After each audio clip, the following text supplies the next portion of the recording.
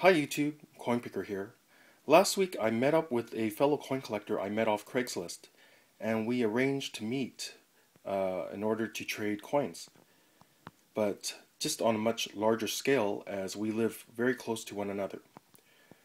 Now, he was a very interesting collector as he focused on being a type collector for world coins.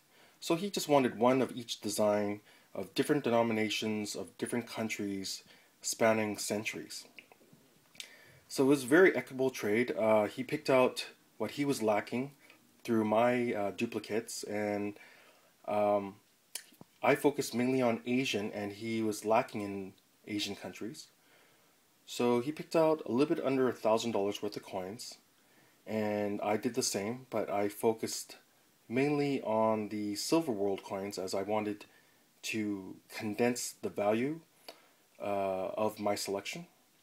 So he got a lot of volume for his selections of my stock, and I just improved the quality of my selection of coins. So here we go. I've identified them and priced them accordingly. My stock basically was all priced out and very reasonably priced as I was prepared to sell them during the shows. And with his, they were all loose as he likes to keep his coins loose. Some of it we had to go online and on catalogs to I guess find out values. Some of them we just sort of eyeballed and guessed, as this trade actually took us 5 hours, so it was a long process. And so first of all, we have some 18th century Austrian 20 cruiser coins. So I'll just show you the back of one to save some time.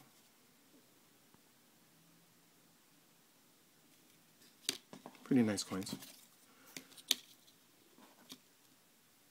And this one has some planchet flaws, which is different.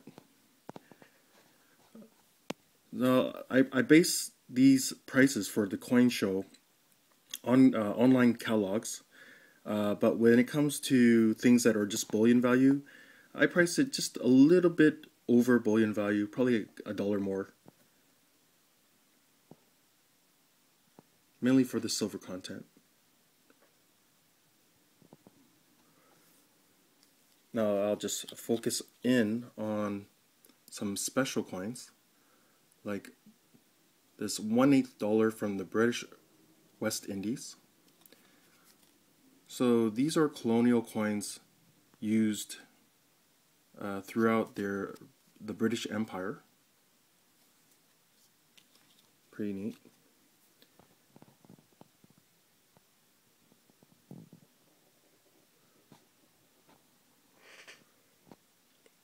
And I just put them in alphabetical order for my viewers.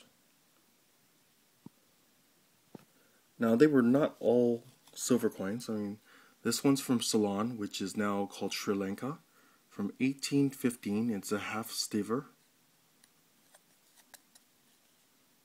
Pretty neat elephant design here.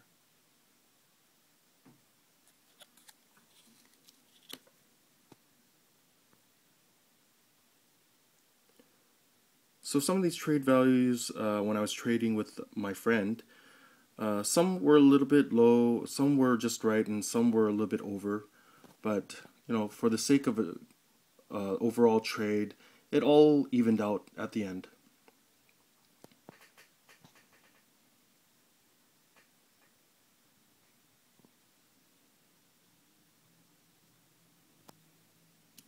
Now these British crowns are one of my favorite coins, so this one will most likely end up in my own collection, not for sale.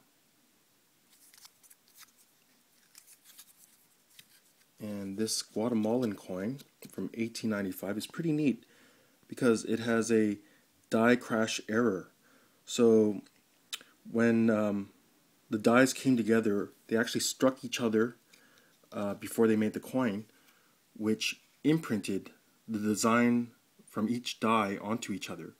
So on the obverse, certain areas, you'll clearly see the design of the reverse on it.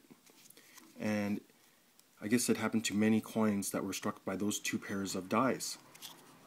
Very hard to show on camera, but I see some of the reef designs as well as the bottom ribbon design around the obverse of this coin.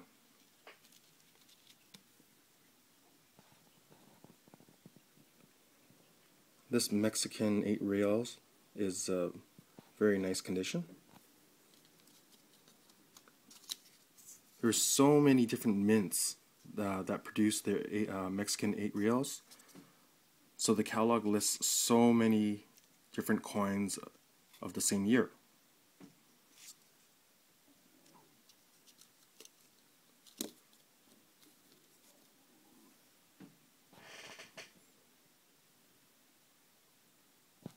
So basically these two are from the same coin. So this is the obverse and this is the reverse.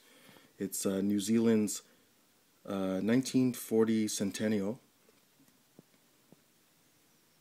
And I have a third one, much better condition.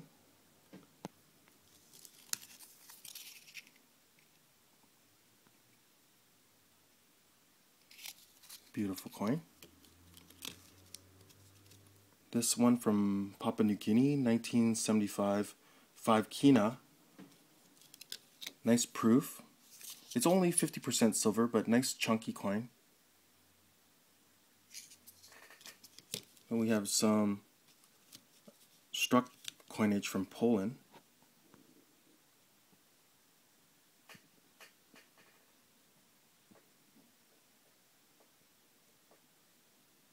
Now it's interesting because the date, you see it split by this orb. So it's 2-4, so it's 1624. So that's how you basically read them. Like this is 2-3, so it's 1623. And I'll just show you the other side, for example.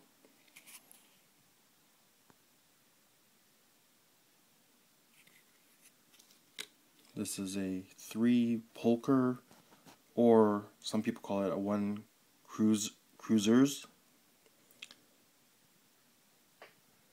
Then we have a South African 6pence, very dark natural patina.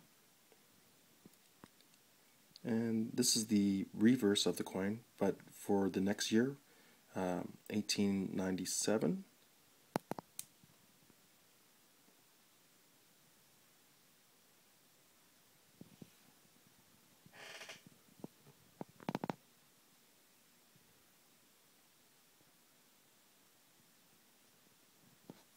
This is a pretty gorgeous Morgan dollar. Not a key date, but just very nice condition. Definitely going to plunk this into my collection.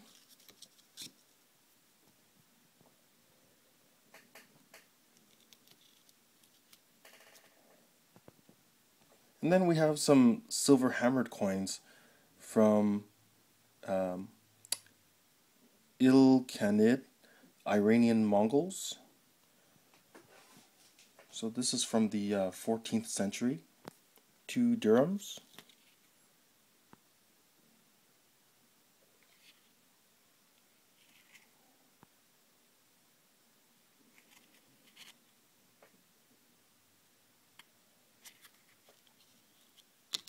And I have a few of these. They're all pretty unique as they're hammered.